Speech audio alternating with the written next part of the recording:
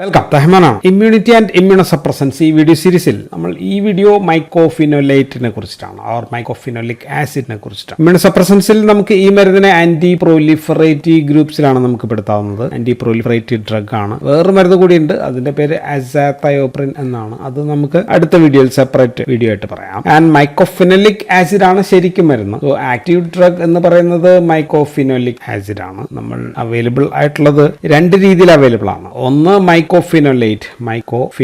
മോഫെറ്റിൽ എന്നാണ് അതിന്റെ പേര്. മോഫെറ്റിൽ അതിന് നമ്മൾ MMF എന്നാണ് വിളിക്കുന്നത്. സെൽസെപ്റ്റ് എന്ന പേരിലാണ് ഇത് കിട്ടുക. ഫേമസ് ബ്രാൻഡാണ്. അതാണ് ഒരു മരുന്ന്. രണ്ടാമത്തെ മരുന്ന് മൈക്കോഫിനോലേറ്റ് സോഡിയം ആണ് രണ്ടാമത്തത് രീതിയിൽ കിട്ടുക. മൈഫോർട്ടിക് എന്ന് പറയുന്ന ഒരു ബ്രാൻഡ് ഉണ്ട്. വേറെയും ഒരുപാട് ബ്രാൻഡുകളുണ്ട്. ആൻഡ് ഇത് 500 മില്ലിഗ്രാം എന്ന് പറയുന്നത് ഇതിന്റെ ഒരു 360 മില്ലിഗ്രാമിന് ഇക്വലന്റ് ആണ്. സോ ഇതിന്റെ 1000 എന്ന് പറയുന്നത് അപ്പോൾ ഒരു ഇതിന്റെ 720 മില്ലിഗ്രാം ഈക്വലന്റ് ആണ്. ആൻഡ് ഈ മരുന്നിന്റെ ഒരു പ്രത്യേകത, ഇത് എൻഡറിക് കോട്ടഡ് ആണ്. So slow release tablet, slow release ആണ്. സോ MMF എന്ന് പറയുന്നത് ഒരു പ്രോഡക്റ്റ് ആണ്. അത് കൺവേർട്ട് ചെയ്തിട്ട് മൈക്കോഫിനോലിക് ആസിഡ് ആയിട്ട് മാറണം. മൈക്കോഫിനോലേറ്റ് സോഡിയവും മൈക്കോഫിനോലിക് ആസിഡ് ആയിട്ട് മാറണം. So these two are products. So ഈ മരുന്ന് നമുക്ക് ആദ്യം കിട്ടിയത് പെനിസിലിയം സ്റ്റോലോനിഫെറം ആണ്. സ്റ്റോലോനിഫെറത്തിൽ നിന്ന് കിട്ടി. പിന്നെ നമുക്ക് ബ്രെവി കോമ്പാക്ടം എന്ന് പറയുന്ന സംഭവത്തിൽ നിന്ന് കിട്ടി. ദെൻ എക്കിനേറ്റത്തിൽ നിന്ന് കിട്ടി. ഗ്ലോക്കസ്, ഇങ്ങനെയൊക്കെയുള്ള സംഭവങ്ങളിൽ നിന്നാണ് കിട്ടിയത്. പക്ഷെ ഇപ്പൊ നമ്മൾ ഉപയോഗിക്കുന്നത് സെമി സിന്തറ്റിക് ആയിട്ടുള്ള സംഭവങ്ങളാണ് നമ്മൾ ഉപയോഗിക്കുക. അത് നമുക്ക് കൈനറ്റിക്സ് പറയാം. ഒരു 80% പ്ലസ് ബയോ അവൈലബിലിറ്റി ഉള്ള മരുന്നാണ്. ആൻഡ് 97% പ്ലാസ്മ പ്രോട്ടീൻ ബൈൻഡിങ് ഉള്ള മരുന്ന് കൂടിയാണ്. ആൻഡ് സം അറൌണ്ട് 15 മണിക്കൂറിലധികം ഹാഫും ഉള്ള മരുന്നാണ് മൈക്കോഫിനോലേറ്റ്. ആൻഡ് ഈ മരുന്ന് GIT യിൽ നിന്ന് അബ്സോർബ് ചെയ്തിട്ട് അത് ലിവറിലെത്തുമ്പോൾ അത് ആക്റ്റീവ് ആവും. സോ ഇൻസൈഡ് ദ ലിവറിലെത്തുമ്പോഴാണ് ഇത് ആക്റ്റീവ് ആവുക. ആൻഡ് ലിവറിൽ വെച്ചിട്ട് ഇത് ഗ്ലൂക്കറോണൈഡ് കോൺജുഗേഷൻ നടക്കുന്നു.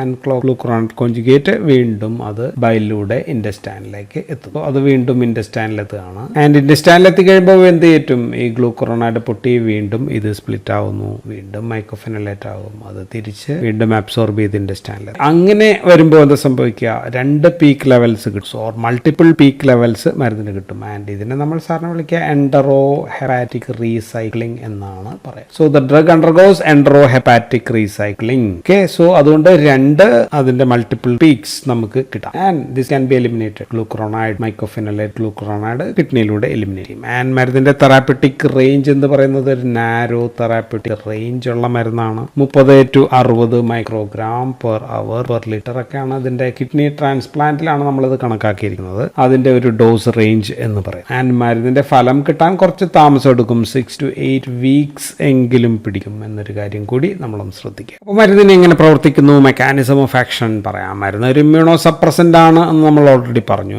ആൻഡ് ആന്റി പ്രൊലിഫറേറ്റീവ് കൂടിയാണ് എന്ന് നമ്മൾ പറഞ്ഞു. അപ്പോൾ നമ്മൾ പറയേണ്ടത് ആരുടെ പ്രൊലിഫറേഷൻ ആണ് തടയുന്നത് വെച്ചാൽ ഡിഫറെന്റ് സെല്ലുകളുടെ തടയാം. പക്ഷെ ഇതിന് കൂടുതലായിട്ട് T ലിംഫോസൈറ്റ്സിന്റെ പ്രൊലിഫറേഷൻ തടയാനായിട്ട് പറ്റും. ഒരു സെല്ല് പ്രൊലിഫറേറ്റ് ആൻഡ് ഡിവൈഡ് ചെയ്യാൻ എന്ത് വേണം? അതിൽ പ്യൂരിൻസ് ആൻഡ് പിരമിഡിൻസ് ന്യൂക്ലിയോടൈഡ്സ് ധാരാളം വേണം അല്ലെ? ഈ ഒരു സെല്ല് ഇങ്ങനെ 2 സെല്ലാകണമെങ്കിൽ ഇതിന്റെ DNA, അകത്തുള്ള DNA 2 ആകണം. ഇതിനകത്തും വരണം.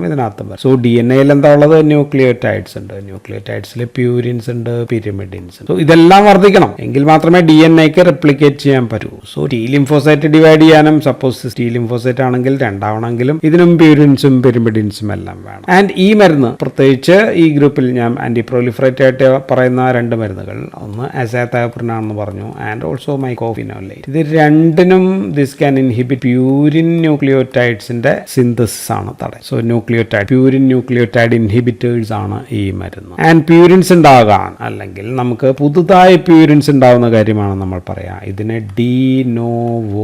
ഡീനോവോ സിന്തസിസ് അല്ല, പുതുതായിട്ട് ശരീരം ഉണ്ടാക്കിയെടുക്കുന്നതിനെ നമ്മൾ ഡീനോവോ സിന്തസിസ് എന്നാണ് നമ്മൾ ബയോകെമിസ്ട്രി പറയാം. ഡീനോവോ സിന്തസിസ് ഓഫ് പ്യൂരിൻ, ഇതാണ് തടയുക. സോ ഇതിനെന്ത് വേണം? ആദ്യം പ്യൂരിൻ ഉണ്ടാവണമെങ്കിൽ ദാറ്റ് ഈസ് റൈബോസ് മോണോഫോസ്ഫേറ്റിൽ നിന്ന് പല സ്റ്റെപ്പുകൾ, ഒരുപാട് സ്റ്റെപ്പുകൾക്ക് ശേഷം ഉണ്ടാകുന്നതാണ് അയനോസിൻ മോണോഫോസ്ഫേറ്റ് ഉണ്ടാകും. ആൻഡ് ഈ ഉണ്ടായ അയനോസിൻ മോണോഫോസ്ഫേറ്റിൽ നിന്ന് 2 എൻസൈം പ്രവർത്തിച്ചു കഴിഞ്ഞാൽ, ഒന്ന് അഡിനോസിൻ മോണോഫോസ്ഫേറ്റ് ഉണ്ടാകാം, രണ്ടാമത്തത് ഗ്വാനോസിൻ മോണോഫോസ്ഫേറ്റും ഉണ്ടാകാം. ആൻഡ് മൈക്കോഫിനോലേറ്റ് തടയുന്നത് ഈ സ്റ്റെപ്പാണ്. ഗ്വാനോസിൻ മോണോഫോസ്ഫേറ്റ് ഉണ്ടാവുന്നതാണ് നമ്മളുടെ മരുന്ന്, നമ്മളിവിടെ പറയുന്ന മൈക്കോഫിനോലിക് ആസിഡ് തടയുന്നത്. അപ്പോൾ ആനോസിൻ മോണോഫോസ്ഫേറ്റിൽ നിന്ന് എങ്ങനെയാണ് ഗ്വാനോസിൻ ഉണ്ടാവുന്നത് ചോദിച്ചാൽ, ആദ്യം ആനോസിൽ നിന്ന് inosine monophosphate IMP dehydrogenase, DH is for dehydrogenase എന്ന് പറയുന്ന എൻസൈം വഴി ആദ്യം ഉണ്ടാകുന്നത് സാന്തീൻ മോണോഫോസ്ഫേറ്റ് ആണ് ഉണ്ടാവുക. സാന്തീൻ മോണോഫോസ്ഫേറ്റിൽ നിന്നാണ് ഗ്വാനോസിൻ മോണോഫോസ്ഫേറ്റ് ഉണ്ടാവുക. ആൻഡ് ഇതിന് ഇവിടെ ഒരു എൻസൈം വേണം, ട്രാൻസ് അമിനിഡേസ് എന്ന് പറയുന്ന എൻസൈം വേണം. നമ്മുടെ മരുന്ന് തടയുന്നത് ഇവിടെയാണ്. ആനോസിൻ മോണോഫോസ്ഫേറ്റ് ഡീഹൈഡ്രോജിനേസ് IMP DH എന്ന് പറയുന്ന എൻസൈമിനെയാണ് നമ്മുടെ മരുന്ന് മൈക്കോഫിനോലേറ്റ് തടയുന്നത്. അപ്പോൾ there be no guanosine monophosphate ഇല്ല. ആൻഡ് ഇതിന്റെ ഇമ്പോർട്ടൻസ് എന്താണെന്ന് വെച്ചാൽ T ലിംഫോസൈറ്റ്സിൽ കൂടുതലായിട്ട് ഇത് ബാധിക്കും. കാരണം എന്താ വെച്ചാൽ മറ്റ് സെല്ലുകൾക്ക് ഇപ്പൊ ഗ്വാനോസിൻ മോണോഫോസ്ഫേറ്റ് ഇങ്ങനെ ഈ സ്റ്റെപ്പിൽ നിന്നൂടെ ഉണ്ടായില്ലെങ്കിൽ പഴയ ഉണ്ടായ ഗ്വാനും അതിൽ നിന്നൊക്കെ ഉണ്ടാക്കിയെടുക്കാനായിട്ട് പറ്റും. അതിനെ നമ്മൾ വിളിക്കുക സാൽവേജ് പാത്വേ എന്നാണ് വിളിക്കുക. And this salvage pathway is there in മറ്റ് സെല്ലുകളിലുണ്ട്. പക്ഷേ നമ്മൾ പറയുന്ന T ലിംഫോസൈറ്റിൽ in T lymphocyte there is no salvage pathway, only de novo synthesis മാത്രമേ ഉള്ളൂ എന്നുള്ളതാണ്. സോ ആനോസിൻ മോണോഫോസ്ഫേറ്റ് ഡീഹൈഡ്രോജിനേസ് എന്ന് പറയുന്ന എൻസൈമിനെ തടഞ്ഞാൽ DNA റെപ്ലിക്കേറ്റ് ചെയ്യുമ്പോൾ അതിനകത്ത് വെക്കാനായിട്ട് ദർ ബി നോ ഗ്വാനോസിൻ മോണോഫോസ്ഫേറ്റിൽ നിന്ന് നമ്മൾ ട്രൈഫോസ്ഫേറ്റ് ഒക്കെ ഉണ്ടാക്കിയെടുക്കും. സോ ഗ്വാനോസിൻ ഇല്ല എന്നുള്ളതാണ് പ്രശ്നം. സോ ഗ്വാനോസിൻ ഇല്ലെങ്കിൽ no DNA, no cell division proliferation. T ലിംഫോസൈറ്റിന്റെ പ്രൊലിഫറേഷൻ ഇല്ല, സെൽ ഡിവിഷൻ ഇല്ല, ഒന്നുമില്ല. പുതുതായിട്ട് നാച്ചുറൽ കില്ലർ സെൽസോ അങ്ങനെയുള്ള സെല്ലുകളോ ഒന്നും ഉണ്ടാകുന്നില്ല എന്നുള്ളതാണ് സെൽ മീഡിയേറ്റഡ് ഇമ്മ്യൂണിറ്റിയിൽ മൈക്കോഫിനോലിക് ആസിഡ് ചെയ്യുക. സോ അപ്പോൾ ഇമ്മ്യൂണിറ്റി ഇല്ലാതാകുന്നു. ആൻഡ് നമ്മൾ അസാത്തൈപ്രിനെ പറ്റി പറയുമ്പോൾ അസാത്തൈപ്രിൻ ഇവിടെയാണ് തടയുക. ജസ്റ്റ് ഞാൻ പറഞ്ഞു മാത്രമേ ഉള്ളൂ. അത് അയനോസിൻ ഉണ്ടാകുന്ന ഈ സ്റ്റെപ്പിൽ, ഞാൻ അത് എന്താണെന്ന് പിന്നീട് നമുക്ക് പറയാം. സോ അതുകൊണ്ട് അവിടെ അഡിനോസിനും ഉണ്ടാകുന്നില്ല, ഗ്വാനോസിനും ഉണ്ടാകുന്നില്ല. മൊത്തം പ്യൂരിൻസ് ഇല്ലാതാക്കുന്നതാണ് നമ്മളുടെ അസാത്തൈപ്രിൻ ചെയ്യുക. ഇതാണ് ഒരു വ്യത്യാസം. ഇതാണ് ഇതിന്റെ basic mechanism action. Drug is a purine synthesis or purine biosynthesis inhibitor ആണ്, and especially guanosine inhibitor. And ഇതല്ലാതെ മറ്റു ചില എഫക്ട് കൂടി ഈ മരുന്ന് മൂലം കിട്ടുന്നുണ്ട്. ഒന്ന്, നമുക്കറിയാം antigen presenting cells or APC. ഇതൊരു APC സെല്ലാണെന്ന് വിചാരിക്കുക, ഡെൻഡ്രൈറ്റിക് സെല്ലാണെന്ന് വിചാരിക്കുക. ഇത് ആന്റിജൻ പ്രസന്റ് ചെയ്യണം അല്ലെ, T ലിംഫോസൈറ്റ്സിന്റെ മുന്നിൽ അല്ലെങ്കിൽ ലിംഫോസൈറ്റ്സിന്റെ മുന്നിൽ പ്രസന്റ് ചെയ്യണം. സോ ഇത് തടയുന്നുണ്ട്. സോ ഇതിനെ ഇത് ചെയ്യിപ്പിക്കുന്നില്ല. രണ്ട്, ആന്റിബോഡി പ്രൊഡക്ഷൻ. ആന്റിബോഡി ഉണ്ടാക്കുന്നത് പ്ലാസ്മ സെല്ലാണ്. പ്ലാസ്മ സെല്ലിനെ തടഞ്ഞിട്ട് ആന്റിബോഡി പ്രൊഡക്ഷൻ ഇല്ലാതെയാകുന്നുണ്ട്. മൂന്ന്, ഇമ്മ്യൂൺ റെസ്പോൺസ് നടക്കേണ്ട സ്ഥലത്ത്, ഒരു സ്ഥലത്ത് ഇവിടെ ഇമ്മ്യൂൺ റെസ്പോൺസ് നടക്കുകയാണെങ്കിൽ ഇവിടെ ബ്ലഡിലൂടെ ഓടി വരണം അല്ലെ, കുറെ ആൾക്കാർ ന്യൂട്രോഫിൽ പോലെയുള്ളവ ഓടി വരണം. ആൻഡ് ഇത് കുറയ്ക്കുന്നുണ്ട്. ഇമ്മ്യൂൺ സെൽസിന്റെ വരവ് കുറയ്ക്കുക എന്നുള്ളതാണ് മൂന്നാമത്തെ. നാലാമത്തെ ആക്ഷൻ എന്ന് വെച്ചാൽ ഇവിടെ എത്തുന്ന ഈ ന്യൂട്രോഫിൽസ് ഒക്കെ ഇങ്ങോട്ട് കടക്കണമെങ്കിൽ ആരുണ്ടാവണം? അവിടെ സെലക്റ്റിൻ അങ്ങനെയൊക്കെയുള്ള സെലക്റ്റിൻസിൽ ഒട്ടിപ്പിടിക്കണം അല്ലെ, cellular adhesion molecules. So cell adhesion മോളിക്യൂൾസിന്റെ ഒക്കെ പ്രൊഡക്ഷൻ കുറയ്ക്കുന്നതുകൊണ്ട് അതിവിടെ ഒട്ടിപ്പിടിക്കാൻ പറ്റാതെ വരുന്നു. അങ്ങനെ ഇല്ലാതെ വന്ന ന്യൂട്രോഫിലിന് തന്നെ ചില വ്യതിയാനങ്ങളൊക്കെ ഉണ്ടാക്കുന്നുണ്ട്. സോ ഇങ്ങനെ മൊത്തത്തിൽ ഇവിടേക്ക് ഒരു ഇൻഫ്ലമേഷൻ അല്ലെങ്കിൽ ഇമ്മ്യൂണിറ്റി പ്രശ്നങ്ങൾ നടക്കുന്ന, ഇമ്മ്യൂൺ ഉള്ള ആക്ഷൻ നടക്കേണ്ട സ്ഥലത്തേക്ക് ഇമ്മ്യൂൺ സെൽസിന് ഒന്നും എത്താൻ ഓർ അടുക്കാൻ പറ്റാത്ത ഒരവസ്ഥയും ഇതുണ്ടാകുന്നുണ്ട്. സോ ഇതെല്ലാമാണ് മൈക്കോഫിനോലേറ്റിന്റെ മെക്കാനിസം ഓഫ് ആക്ഷൻസ്. അപ്പൊ നമുക്കിനി ഉപയോഗങ്ങൾ പറയാം. യൂസസ് ഓഫ് മൈക്കോഫിനോലേറ്റ് പറഞ്ഞാൽ FDA അപ്രൂവ്ഡ് ഉപയോഗം ഏതാണ്? ആസ് ആൻ ഇമ്മ്യൂണോ സപ്രസന്റ് ആയിട്ടാണ് FDA അപ്രൂവ് ചെയ്തിട്ടുള്ള ഉപയോഗം. അപ്പൊ ഇതിലൊക്കെയാണ് kidney transplant, liver transplant, heart transplant, stem cell transplant. So ഇങ്ങനെയൊക്കെയുള്ള എല്ലാ ട്രാൻസ്പ്ലാന്റേഷൻ, ഓർഗൻ ട്രാൻസ്പ്ലാന്റേഷനിലാണ് മരുന്നിന്റെ പ്രധാനപ്പെട്ട ഉപയോഗം. കാൽസിന്യൂറിൻ ഇൻഹിബിറ്റേഴ്സ്, ടാക്രോലിമസ്, ഇതൊക്കെ നമുക്ക് നിർത്തണമെന്ന് വിചാരിക്കുക. കാൽസിന്യൂറിൻ ഇൻഹിബിറ്റേഴ്സ് നിർത്തിയിട്ട് നമുക്ക് കുറെ നാൾ, ദീർഘനാളായിട്ട് ഉപയോഗിക്കേണ്ട ഒരു മരുന്നിലേക്ക് സ്വിച്ച് ചെയ്യണമെങ്കിൽ നമുക്ക് അവിടെ മൈക്കോഫിനോലേറ്റ് ഈസ് എ ചോയ്സ്, നല്ലൊരു ചോയ്സ് ആണ്. സോളിഡ് ഓർഗൻ ട്രാൻസ്പ്ലാന്റിന്റെ റിജക്ഷൻ ഒക്കെ തടയാനായിട്ട് നമുക്ക് ഇത് കൊടുക്കാം. Then as A conversion agent, ഒരു ഇമ്മ്യൂണോ സപ്രസന്റിൽ നിന്ന് മറ്റൊരു ഇമ്മ്യൂണോ സപ്രസന്റിലേക്ക് കൺവേർട്ട് ചെയ്യണമെങ്കിൽ, അത് സ്വിച്ച് ചെയ്യണമെങ്കിലൊക്കെ നമുക്ക് ഈ മരുന്നിലേക്കും സ്വിച്ച് ചെയ്യാം, അല്ലെങ്കിൽ മറ്റു മരുന്നിലേക്ക് സ്വിച്ച് ചെയ്യാൻ നേരത്തും നമുക്ക് ഇത് കൊടുക്കാം. ആൻഡ് മരുന്നിന് കോർട്ടിക്കോസ്റ്റിറോയിഡ് സ്പെയറിംഗ് എഫക്റ്റ് ഉള്ള മരുന്നാണ്. അതുകൊണ്ട് കോർട്ടിക്കോസ്റ്റിറോയിഡിന്റെ എഫക്റ്റുകളൊക്കെ അവിടെ തന്നെ കിട്ടും. സോ നമുക്ക് ഉദാഹരണം സിറോലിമസ് അല്ലെങ്കിൽ MMF നമ്മൾ ഈ പറയുന്ന മരുന്ന്, ദെൻ പ്ലസ് കോർട്ടിക്കോസ്റ്റിറോയിഡ്, ഇത് മൂന്നും കൂടി ചേർത്തിട്ട് നമുക്കൊരു നെഫ്രോടോക്സിറ്റി വേണ്ട, നോൺ നെഫ്രോടോക്സിക് ആയിട്ടുള്ള ഒരു ഗ്രൂപ്പ് ഓഫ് ഡ്രഗ് ആണ് നമുക്ക് ഇമ്മ്യൂണോ സപ്രസന്റ് വേണമെങ്കിൽ this is A good choice. ഈ മൂന്ന് കോമ്പിനേഷൻ കൊടുത്തു കഴിഞ്ഞാൽ കിഡ്നി പ്രശ്നങ്ങൾ ഇല്ല. സോ ഉപയോഗങ്ങൾ: reducing or preventing allograft of vasculopathy in cardiac transplant, അതിന് നമുക്ക് കൊടുക്കാം. Maintenance drug as as an maintenance drug ആയിട്ടാണ് അധികം നമ്മൾ ഉപയോഗിക്കുക. Maintenance drug in transplantation or immunosuppressant ആയിട്ട് നമുക്ക് കൊടുക്കാം. സോ ഇതാണ് മരുന്നിന്റെ പ്രൊഫൈൽ. പക്ഷെ ഇത് കൊടുക്കാൻ പാടില്ലാത്തത് നമ്മൾ ഓർത്തിരിക്കുക, അസാത്തയോപ്രിൻ എന്ന് പറയുന്ന മരുന്നിന്റെ ഒപ്പം നമുക്കിത് കൊടുക്കാൻ പറ്റില്ല. ബിക്കോസ് രണ്ടിനും സെയിം എഫക്റ്റ് ആണ്, almost same mechanism of action ആണ്. FDA അപ്രൂവ്ഡ് യൂസസ് എല്ലാം ഇമ്മ്യൂണോസപ്രസന്റ് ആയിട്ടാണെങ്കിലും ഇതിന് മറ്റ് ധാരാളം ഉപയോഗങ്ങളുണ്ട്, പ്രത്യേകിച്ച് ഇൻ ഡെർമറ്റോളജിയിൽ ഇത് മരുന്നിന് ഒരുപാട് ഉപയോഗങ്ങളുള്ള ഒരു മരുന്നാണ്. സോ എല്ലാം നോൺ FDA അപ്രൂവ്ഡ് ആണ് നോക്കുക. ഡെർമറ്റോളജി ഉപയോഗങ്ങൾ നമുക്ക് പല ഹെഡിങ്ങിലാക്കി തിരിച്ചു പറഞ്ഞാൽ, വൺ നമുക്ക് പറയാവുന്നത് ഡെർമറ്റൈറ്റിസ് പോലെയുള്ള പ്രശ്നങ്ങൾ അല്ലെങ്കിൽ പാപ്പിലോസ്കാമസ് കണ്ടീഷൻസ്, അങ്ങനെയുള്ള കണ്ടീഷൻ. ഉദാഹരണം ഏതാണ്? സോറിയാസിസ്, അങ്ങനെയുള്ള ഒരു കണ്ടീഷൻ. എറ്റോപിക് ഡെർമറ്റൈറ്റിസ്, അങ്ങനെയുള്ള കണ്ടീഷനാണ്. Chronic ആക്ടിനിറ്റിക് dermatitis. സോ ഇങ്ങനെയുള്ള കണ്ടീഷൻസിൽ നമുക്ക് ഉപയോഗിക്കാൻ ഭയങ്കരമായിട്ട് ഫലമുണ്ടോ എന്ന് ചോദിച്ചാൽ അത്രയധികം ഫലം ഇല്ല. എങ്കിലും ഒരു ക്രോണിക് ആയിട്ട് അത്ര പ്രശ്നങ്ങളില്ലാത്ത ഒരു മരുന്ന് വേണമെന്ന് വെച്ചാൽ നമുക്കിത് ചൂസ് ചെയ്യാം. രണ്ടാമത്തെ ഹെഡിങ് എന്ന് പറയുന്നത് ബുള്ളസ് ഡെർമറ്റോസിസിൽ നമുക്ക് വൈഡായിട്ട് ഉപയോഗിക്കപ്പെടുന്ന മരുന്നാണ്. ഇപ്പോൾ ഉദാഹരണം പലതരത്തിലുള്ള ഫെംഫിഗസ് കേസസുകളിൽ ഇത് നന്നായിട്ട് എഫക്റ്റീവ് ആയിട്ടുള്ള മരുന്നാണ്. ഫെംഫിഗസ് വൾഗാരിസ് ആയാലും അല്ലെങ്കിൽ ഫോളിയേഷ്യസ് ആയാലും ബുള്ളസ് ഫെംഫിഗോയിഡ്സ് ആയാലും ഇതിലൊക്കെ നല്ല രീതിയിൽ എഫക്റ്റീവ് ആയിട്ടുള്ള മരുന്നാണ്. മൂന്നാമത്തെ കണ്ടീഷൻ എന്ന് പറയുന്നത് ഓട്ടോ ഇമ്മ്യൂൺ കണ്ടീഷൻസ് ആണ്. Auto immune conditions connective tissue ആയിട്ട് ബന്ധപ്പെട്ടിട്ടുള്ള, ഉദാഹരണം സിസ്റ്റമിക് ലൂപ്പസ് എറിമാറ്റോസിസ് SLE അല്ലെങ്കിൽ SCLE പോലെയുള്ള സബ് അക്യൂട്ട് കുട്ടേനിയസ് ലൂപ്പസ് എറിമാറ്റോസിസ് അല്ലെങ്കിൽ ഡെർമാറ്റോമയോസൈറ്റിസ്, അങ്ങനെയൊക്കെയുള്ള conditions. Diffuse systemic sclerosis. So ഇങ്ങനെയൊക്കെയുള്ള കണ്ടീഷൻസിലും ഈ മരുന്ന് നമുക്ക് ഉപയോഗിക്കാം. നാലാമത്തെ ഡെർമറ്റോളജി ആയിട്ട് ബന്ധപ്പെട്ടത് വാസ്കുലൈറ്റിസ് കണ്ടീഷൻസിലുകൾ, ഉദാഹരണം വേഗ്നേഴ്സ് ഗ്രാനുലോമാറ്റോസിസ്. നമ്മൾ ആന്റി ക്യാൻസർ ഡ്രഗുകൾ പലതും ഇതിൽ ഉപയോഗിക്കും. സൈക്ലോഫോസ്മാഡ് ഒക്കെ നമ്മൾ പറഞ്ഞായിരുന്നു. ദെൻ വേറൊരു കണ്ടീഷൻ ചെർഗ്-സ്ട്രൗസ് സിൻഡ്രോമിൽ നമുക്ക് ഉപയോഗിക്കാം. ദെൻ നോഡുലാർ വാസ്കുലൈറ്റിസ് പോലെയുള്ള കണ്ടീഷൻസോ ഇനിയുണ്ട് ധാരാളം. സോ ഇങ്ങനെയുള്ള കണ്ടീഷൻസിൽ നമുക്ക് ഉപയോഗിക്കാം. ദെൻ അഞ്ചാമത്തെ മറ്റുള്ള different other condition, dermatological condition, ഉദാഹരണത്തിന് സാർക്കോയിഡോസിസ് ഇൻ HIV നല്ലൊരു മരുന്നാണിത്. HIV അല്ലെങ്കിലും നമുക്ക് ഉപയോഗിക്കാമായിരിക്കും. ദെൻ പയോഡെർമ ഗാൻഗ്രീനോസം, അങ്ങനെയുള്ള കണ്ടീഷൻസിൽ ഉപയോഗിക്കാം. ദെൻ ക്യൂട്ടേനിയസ് ക്രോൺസ് ഡിസീസിൽ നമുക്ക് കൊടുക്കാം. ക്രോണിക് ആർട്ടിക്കേറിയൽ ഉപയോഗിക്കാറുണ്ട്.